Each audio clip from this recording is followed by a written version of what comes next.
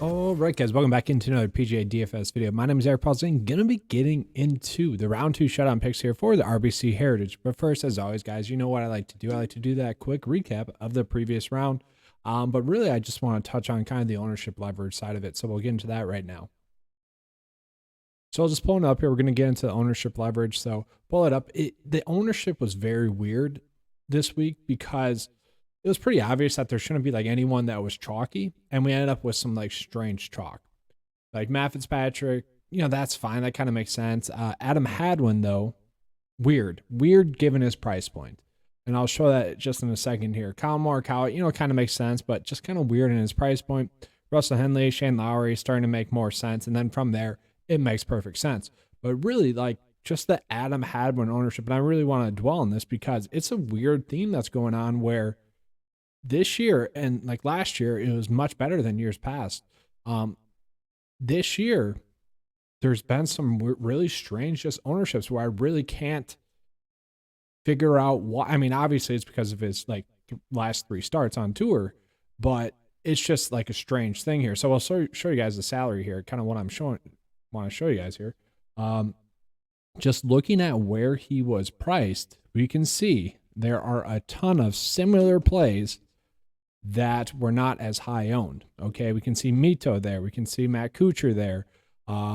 Jason Kokrak, Maverick McNeely, Cameron Young, Ian Poulter, Kevin Streelman, Troy Merritt. You know, a bunch of guys who pretty much similar plays as Adam Hadwin, just really not as risky just due to the ownership. And this is where like I'm starting to come around to this idea where, you know, in GPP, sure, you're still going to want your ownership to him. But in cash, especially in this situation where we're getting, like in this case, a slightly worse play than other guys in this price point range, it easily makes more sense to fade him in cash. Wasn't a cash play this week either. And he might make the cut. Heck, he might even go out in top 5. But the rules still apply that he was not a good cash play, nor should he have been that high owned. Now, if he was 14% owned like Tom Hoagie or like Kevin Na and Matt Kuchar, perfectly fine with it. You know, that makes more sense. But this week especially in that price point range where DraftKings did such a good job of pricing, just kind of weird. And that's a weird theme that I've been seeing a lot recently. Like Brooks Koepka last week. I know you guys probably remember the Aaron Wise chalk week. That was really strange, just mind-boggling there. You know, I get it, but at the same time, really losing leverage there. And as you guys can see, Cameron Young right underneath him, 25th best leverage rank. So just interesting there. Like a fourth of the ownership of him. Mito was like a third of the ownership. You know, there was plays there that you could have ended up on. EVR, really strong leverage rank play. Anyone else here? Substraka, a little bit lower down. 7% owned, much better play. Lucas Glover, slightly better play. A little bit better leverage. Denny McCarthy, slightly better play. You guys get the point. It was just strange. Really mind-boggling there. It's just a weird trend that's going on. Okay. And like I said, he can still go on and win. Like, I guess that wouldn't be shocking. Well, it would be shocking to see him go on and win. He can still go out and play well. Like, I kind of expect him to play well, but all in all, it's still weird that he was that high owned. Okay, so now we're going to get into the leverage here for you guys. Or not the leverage. We're going to get into the round 2 showdown picks. So what you guys do, you go into the leaderboard showdown tab, brings you to the full view. From the full view, you want to go into your round 2 showdown. Okay, so I already have it sorted out by round 2 ranking. Okay, just getting straight into it. So obviously JT, I mean, honestly, when he goes off in round 2 this week, you know how Pitbull is Mr. Worldwide? Well, JT is going to have to be like Justin, Mr. Round 2 Thomas. Like, we're just going to start to refer to him as Mr. Round 2.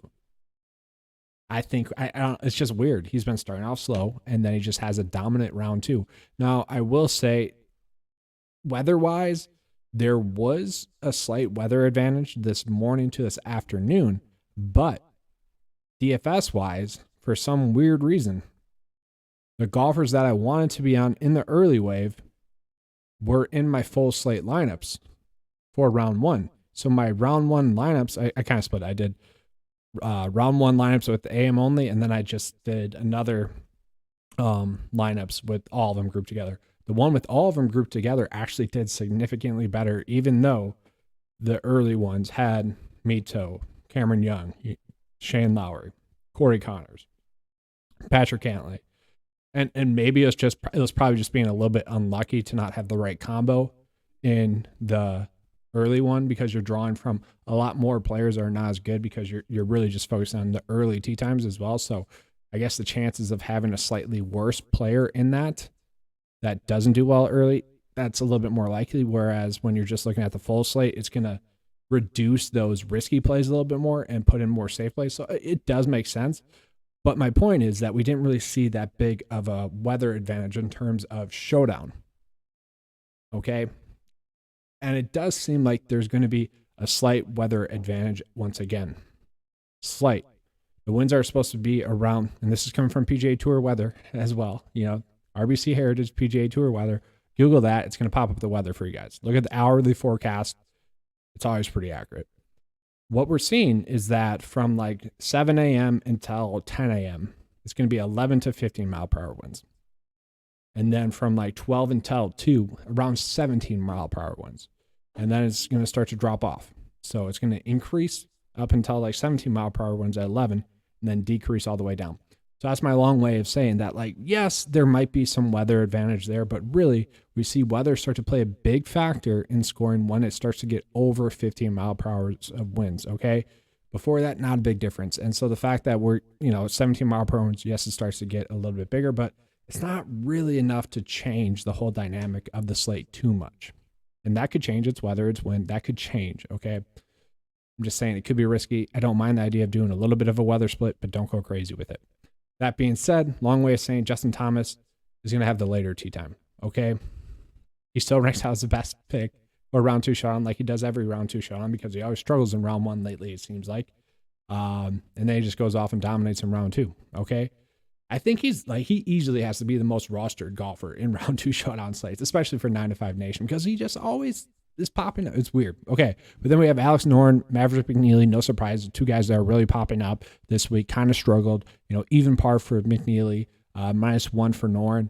Both fine. We'll take that. Just hoping that it gets a little bit better there in round 2. And it's nice to see that is expected to happen. Same thing with Sanjay M. Like to see that with him. Also, the regression for the first 3. Justin Thomas ranks 5th. Noren ranks 9th. And Maverick McNeely ranks 4th. Once again, that is just a measure of who is most likely to play better or worse in that round than they did in the previous round. So really like to see that from them. Siwoo Kim popping up there. He always seems to be popping up there. Kind of weird. Russell Henley popping up there, -3. That's surprising. Decent round. And the thing that I think about Russell Henley is, yes, he might make some bogeys, but he's going to make some birdies. So typically it doesn't hurt you. Colin Morikawa, would really like that as a name popping up there. That's really good to see. Daniel Berger, all right. Now we're starting to get iffy, but really you want to be pulling players that rank in the top 20 here. So a value play there. Matthew Naismith popping up there. That's a little bit shocking to me. I like that. Naismith has been a decent golfer at this course. We know the course history with him. We know the course narrative with him. Interesting that he is popping up top 20 in round 2 showdown. I like that a lot. Harold Varner, a guy that played well in round 1, popping up there as well. Joel Damon popping up there. I like Matt Kuchar. So we'll look at regression real quick for you guys. So Tom Hoagie actually is number 1, a little bit shocking there. Russell Knox, DJ 3, Bo Hasler, some guys that did some poor golf. So one thing I want to point out, Cam Smith, his round 2 has actually been one of his worst rounds thus far. So it'll be interesting to see how he does, really. So pulling it up there so we can see, ranked out okay in the model, given his price point was a little bit risky. Once again, this is where it's important that a golfer needs to be checking all the boxes, okay? Course history, not all that good. So in the write-up, I put, hey, it's not going to be shocking if Cam Smith misses the cut. But the way he's been playing lately, we have to have some ownership to him. And that's why I ranked him as like the lowest high-tier play that was like top-notch, if that makes sense. And that was the worry. That was the worry there with him. But not expected to do too well in round 2. But that's because he always does well in round 1. It seems like, top ranked round 1 score. So it's no surprise that there's a letdown. I mean, that's what the whole like regression stat is trying to tell us each and every week. So it's no surprise that, after a solid round 1, he has a little bit of a letdown in round 2. So it wouldn't be shocking to see that flip-flop, okay? So even though he's not ranking out well data-wise here, it still wouldn't be shocking to see him go out and play well. And he did battle. He grinded it out, and that's what I like to see. And that's also why I don't mind DJ as well. But let's just show you guys real quick if you guys did want to go the weather route as well. So these golfers are not pulling in for like round 3, round 4 just yet because, well, they have to make the cut still. These guys are cut sweats, and that's why they're not popping up, just so you know. But looking at the weather advantage. So obviously JT not popping up there because, well, he doesn't have that weather advantage that might be there. If we're just looking at the weather advantage, we're looking at Alex Noren, Maverick McNeely, Sungjae Im, Webb Simpson, Colin Morikawa, Troy Merritt, Matt Kuchar, Matthew Naismith, DJ, Harry Varner, Neiman, Hadwin, Varner, or Van Rooyen, Armin, Lanto. So once again, going back to my Hadwin point, like, yes, he probably will make the cut. Still, shouldn't bench. It was just weird, head scratching there. And now he's going to go out and win because that's what always happens, right? But yeah, just an interesting way of looking at it. Like, I can see right now, like, I do like the idea of possibly going back to the well with Noren, McNeely, maybe going with Webb and Kuchar. That could be brutal, honestly. They were not really fun to watch most of the day. Then you could go with DJ if you wanted to go that route. Maybe Neiman, maybe Hadwin. You know, I'd be fine with that. If you are someone that was all over Hadwin, you know, it kind of makes sense to go back to him. If you were someone that believed, you know, he should have been 40% owning cash, then you should go back to him. You know, that's just kind of how this works. And then real quick, we'll show you guys most likely to win heading into round 2. And this is typically a pretty accurate one. I mean, Cam Smith and Scotty Scheffler like 1 and 2 last week, so no surprise there.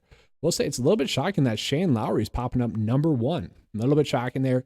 It's probably because he ranks out slightly better than Patrick Cantlay this week. Same score. Makes sense, though. Cam Young, 3rd. And guys, I'm going to be so mad if I miss out on a Cam Young victory. I don't think it's going to come this week, but this is like the second time I'm saying this where it's like I just got to bet him every week.